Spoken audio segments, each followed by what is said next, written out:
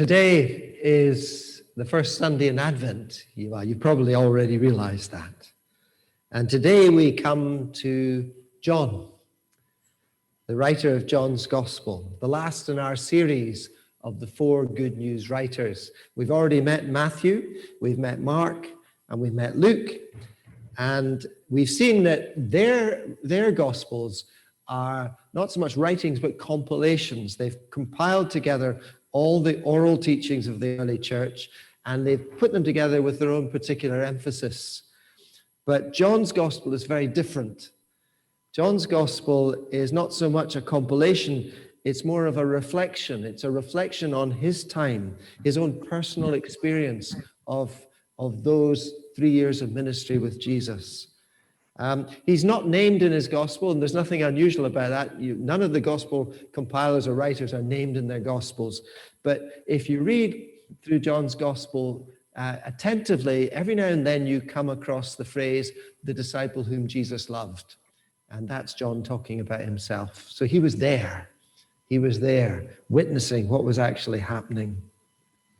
So there's his gospel, and in it he's looking back on all the things that happened, and he's reflecting on their significance. And because of that, the passages in John's gospel tend to go a lot deeper.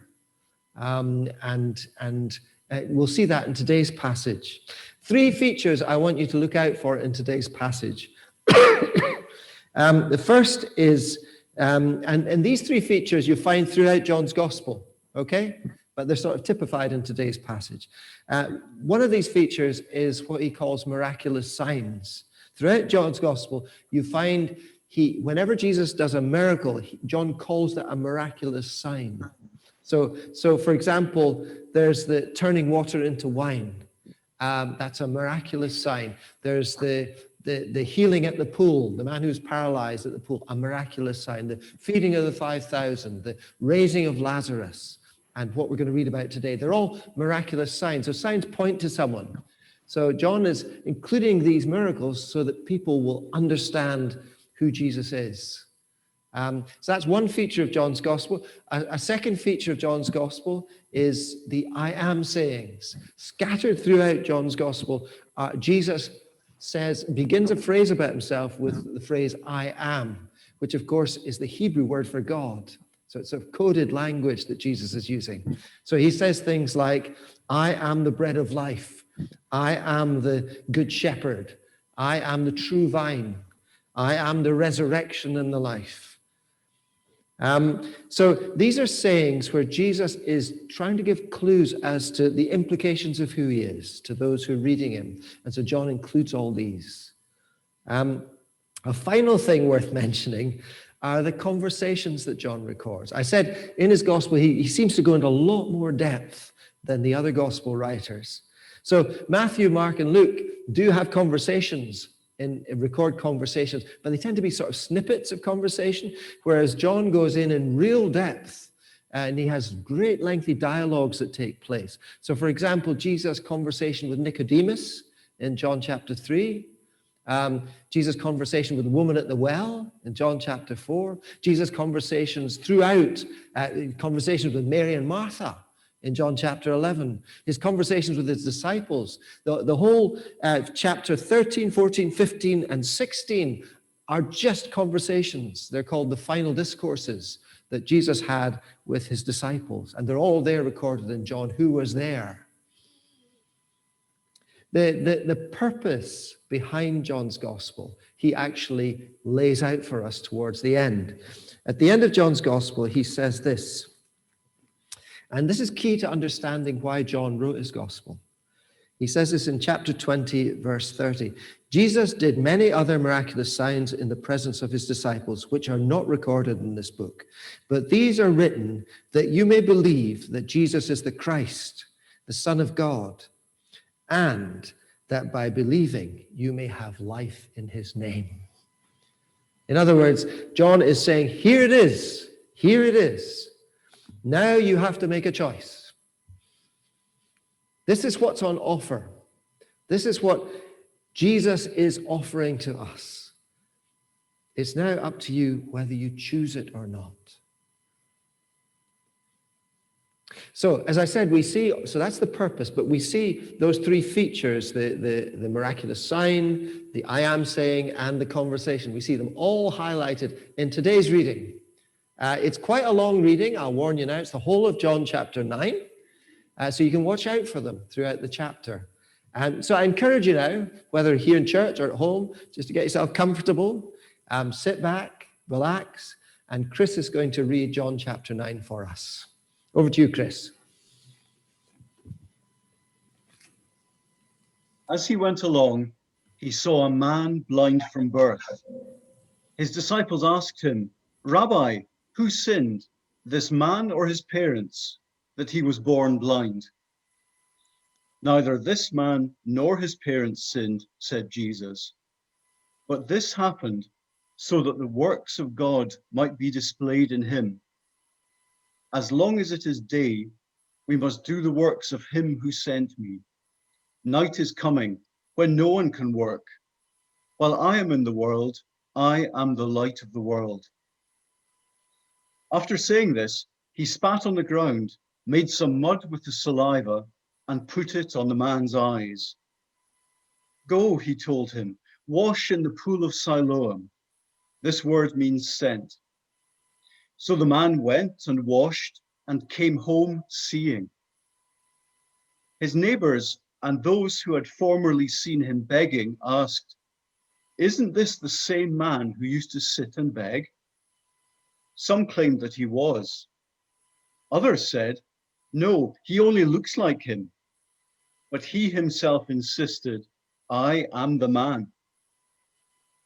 "How then were your eyes opened?" they asked. He replied, "The man they call Jesus made some mud and put it on my eyes. He told me to go to Siloam and wash. So I went and washed, and then I could see." "Where is this man?" they asked him. "I don't know," he said. They brought to the Pharisees the man who had been blind. Now the day on which Jesus had made the mud and opened the man's eyes was a Sabbath. Therefore the Pharisees also asked him how he had received his sight. "He put mud on my eyes," the man replied, "and I washed, and now I see."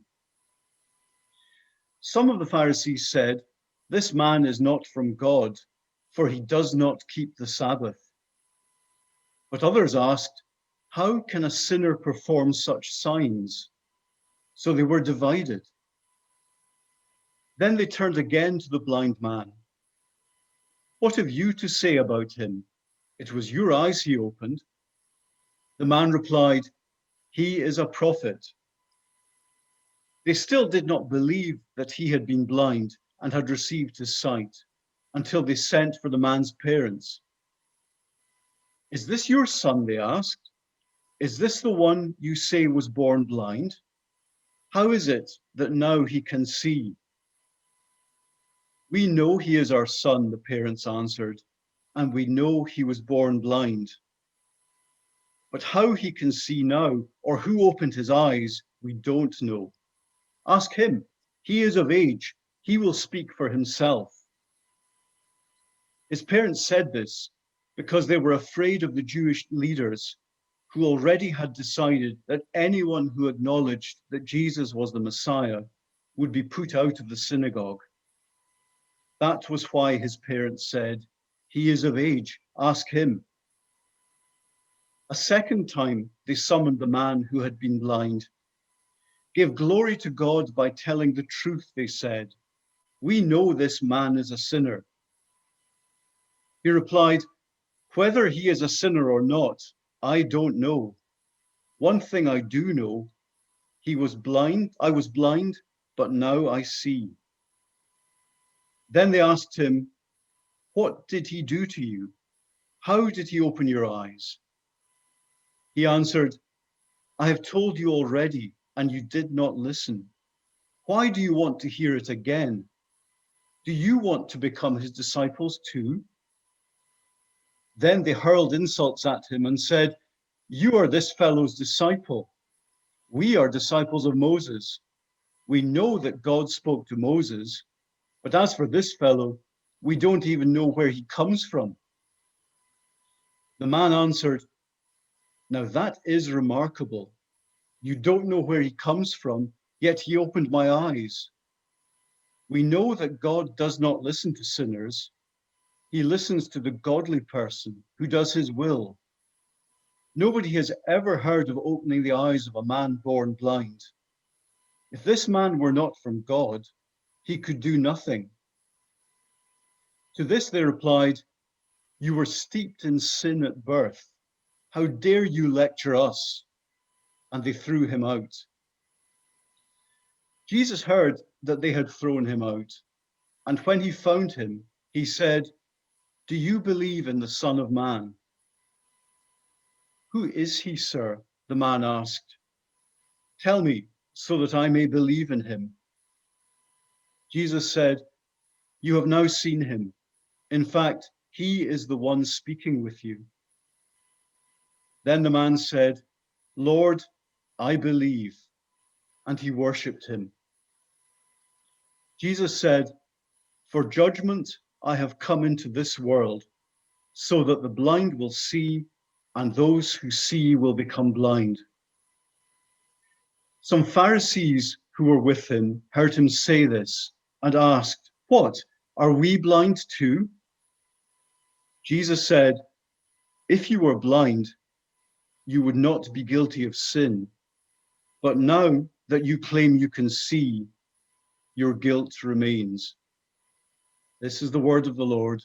Thanks be to God. Thank you for reading that for us, Chris. Notice how there's a thread running throughout the whole passage. And the thread that runs through the passages is blindness and sight. These are words that are constantly used and constantly mentioned. There are those who think they can see, but they seem to be blind. And then there are those there's the man who started off blind and he ends up being able to see. So the people are sort of going in different directions now. So here's a man who's been blind from birth. Now, the logic of the day said that blindness was punishment. I mean, it's the sort of thing you come across these days as well. If something really bad happens, people sort of shake their heads and, oh, they had it coming to them. You know, it's that sort of logic. So if blindness was punishment and this man was blind, then it had to be someone's fault. It's a sort of blame the victim mentality. And so his disciples are puzzling about this. And eventually they ask Jesus, and Jesus says, no. Life is never that simple. Look at what he says.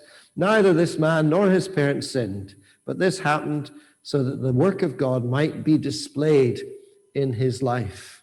So again, there's that sense of displaying. So it's blindness and sight. And then he goes on to say this, as long as it is day, we must do the work of him who sent me. Night is coming when no one can work. While I am in the world, I am the light of the world. And if you remember what Kenny said earlier, there's that sense we're able to see, but we need light to see. So here's Jesus saying, I'm the light of the world. Wherever I am present, people are able to see things that otherwise they wouldn't be able to see. And then he demonstrates it in a very physical way by healing the man who is blind. And he does this by spitting on the ground, making mud from the saliva and plastering it all over the man's face. And then he says to this man who's got mud all over his face to go and wash in the pool of Siloam. Off he goes. He washes, opens his eyes. Wow. First time in his life. Can you imagine that? Opening his eyes. This man is experiencing for himself the reality of Jesus being present. When Jesus is present, God's rules apply, miracles happen, people who are blind can see. The first people to notice are the man's neighbors, people who've watched him grow up, who've known him for ages. Is this not the beggar, blind from birth? I love the conversation. It's like they completely ignore the man.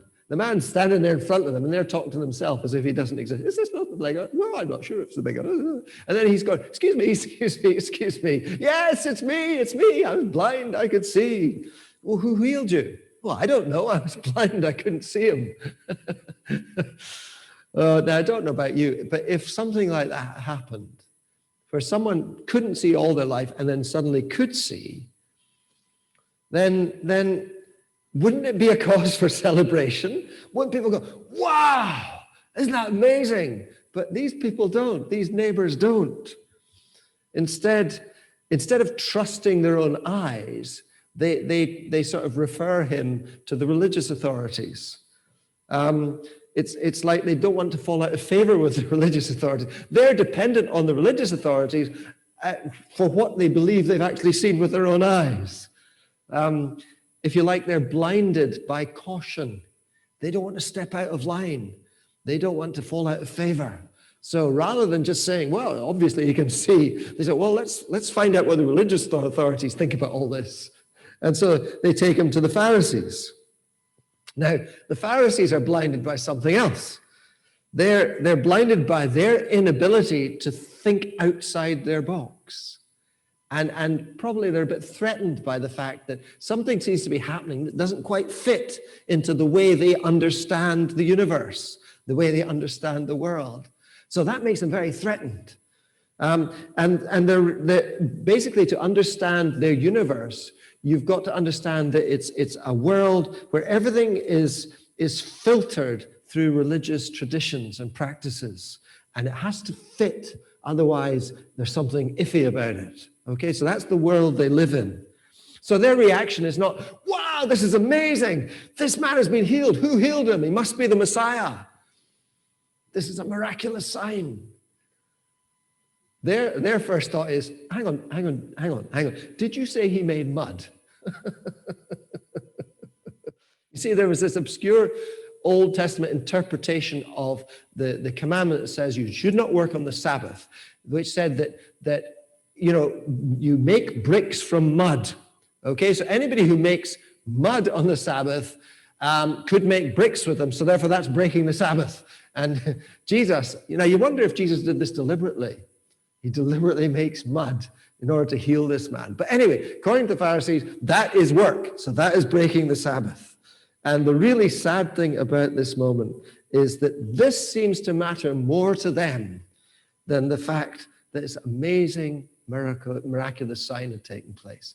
They're blinded by the rules and regulations. It'd be a bit like if someone was miraculously healed by Jesus today and you took them to the doctor and the doctor said, oh, saliva, that's not very hygienic. Yeah, disbar that person. He can no longer heal people this way. Or even worse, if you took them to the hospital today, say, excuse me, were all the social distancing regulations observed in the healing of this man? I mean, forget that. He's been healed. It's a miracle. But they don't see it. In their minds, Jesus isn't a miracle worker. He's a Sabbath breaker. And that means he's a sinner. And sinners can't do miracles. So there's this man who can see, but somehow it hasn't happened. And yet it has. And that creates a problem for them. Because if he's a sinner, how could he perform a miracle like this, which they're sort of trying to come to terms with? And so they decide to haul in the man's parents. I love all this detail. You can just imagine it all happening, and you can see what people are thinking. So they haul in the man's parents. Now, the man's parents are blinded by something that's a lot simpler. They are simply blinded by fear. They're scared because if the religious authorities bar them from the synagogue, they lose everything. They lose all their ties, they lose all their connections, they lose all the people they know, they lose their social life, they can't marry their children. All those things are under threat now. So they play it safe. The Pharisees ask them, what happened here? And you notice in their reply, there's no mention of faith, there's no mention of God. They're playing it very, very safe. All they do is just stick to the absolute minimum of facts. They say, yes, he is our son, tick. Yes, he was blind, tick. Yes, now he can see, tick. As for how it happened, you can ask him yourself. You think, charming, they're meant to be his parents. They're landing him in it now. And maybe that says something about the parent-son relationship. But anyway, the man himself, all this time, I can imagine him simply looking on in utter disbelief. He seems to be the only person to actually realize the implications of what has just happened to him. He's the only person who can actually see what it means. And I think the reason for this is because he's the only person in the entire chapter who seems to have nothing to lose. All his life he's been a beggar.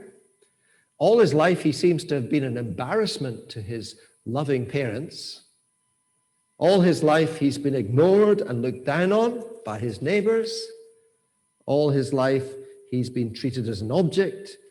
He's been scorned as a sinner. All his life he's been blind. And now he can see things, and he sees things as they really are.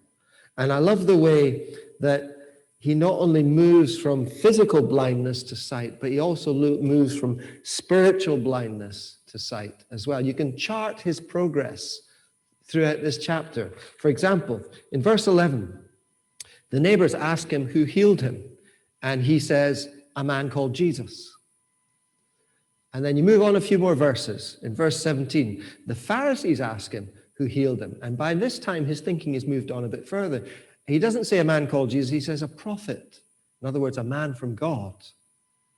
And by the time you get to the very end of the chapter, verse 38, he meets Jesus face to face.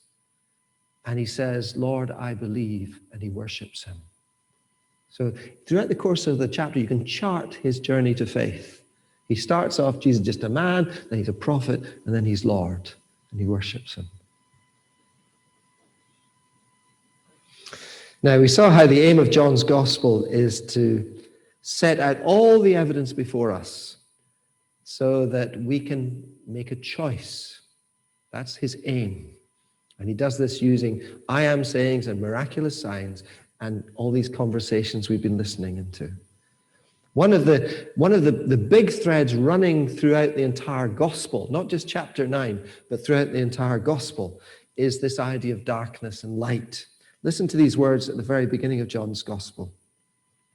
In Jesus was life, and that life was the light of men, and the light shines in the darkness, but the darkness has not understood it.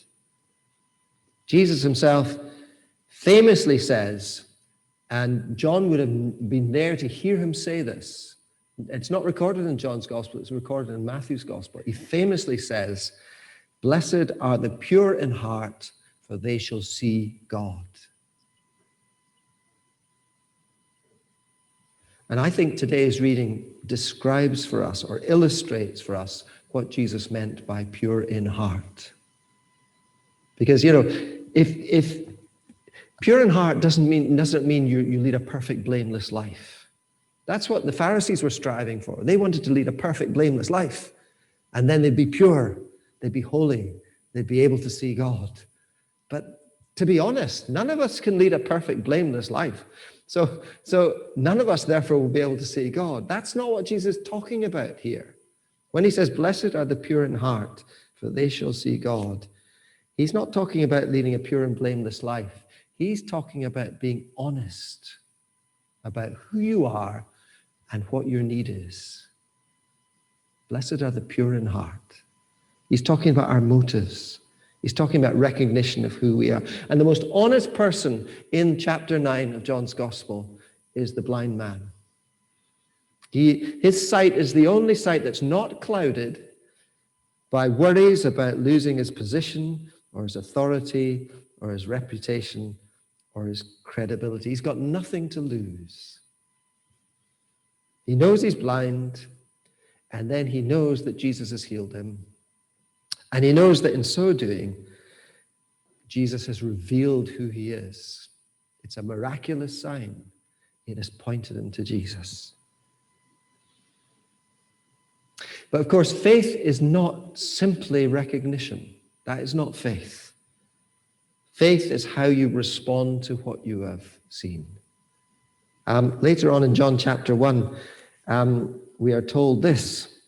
Jesus was in the world, And though the world was made through him, the world did not recognize him. He came to that which was his own, but his own did not receive him. Yet to all who received him, to those who believed in his name, he gave the right to become children of God. Faith is not just about recognition. It's not just about seeing. It's about what we then do with that, how we respond. And as with all the people who encounter Jesus in the gospel, I often wonder how they responded. You know, Jesus healed many people in the gospels. Not all of them chose to follow him. So I wonder what happened to this man. Did he follow Jesus, or did he go back home and get on with his life or start building his life? We don't know. We're not told. But I do wonder. I wonder, you know, was he there at the resurrection? Was he there in the early church?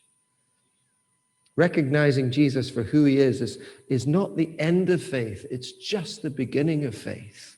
It's like throwing a six so that you can get on the Monopoly board. It's once you get on the board that the really exciting stuff starts to happen. But it starts with throwing a six. It starts with recognizing who he is. What follows is experiencing the blessing of his presence and his guidance and his love, and the blessing of being part of his family. Faith is not just acknowledging Jesus for being who he is. It's being willing to trust him and to follow him. So what about us? You know, I believe that we all in our lives encounter Jesus.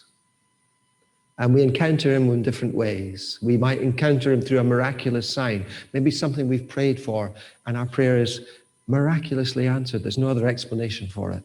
Or maybe through a moment of clarity, like reading the I am sayings. We think, wow, this is God. Or maybe a combination of all of these things. So all of us encounter Jesus. He comes near to us. How do we respond? Is our response a bit like some of those disciples worrying about sin? Oh, I'm too sinful. Oh, I'm not sure. Is our response a bit like the neighbors who are more, yes, I can maybe sense that there's something here, but I don't want to look foolish. I don't want to fall out of favor. Maybe I'll just give it a miss. Or is our response like the Pharisees? You know, oh, no, this doesn't fit my world. I'm just going to put it in a cupboard and shut the door and carry on as before. Is our response as the parents? You know, you were a bit scared that if we believe in Jesus, if we follow him, that we might be ostracized, we might be cut out, we might lose friends, we might not get on in life as much as we wanted to. I think we all encounter Jesus. And when we do, we have to make a choice.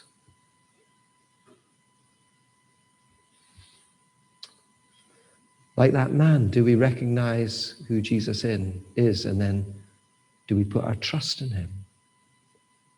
Because you see, it's only when you start putting your trust in him that you discover all the blessings of life in all its fullness, because you find that he is worthy of trust. And that means, you know, the more you trust him, the more real he becomes. So here's an interesting wee chunk of John's gospel, but it's very, very real and full of challenges for all of us. Shall we just spend some time reflecting on them now? Reflecting on the story, reflecting on the people in the story, perhaps asking ourselves, who do we identify with? Maybe we identify a bit with one group of people or with other group of people. Maybe we identify with that man who has had his eyes opened and can see with clarity who Jesus is. And then, how do we respond? How do we want to respond?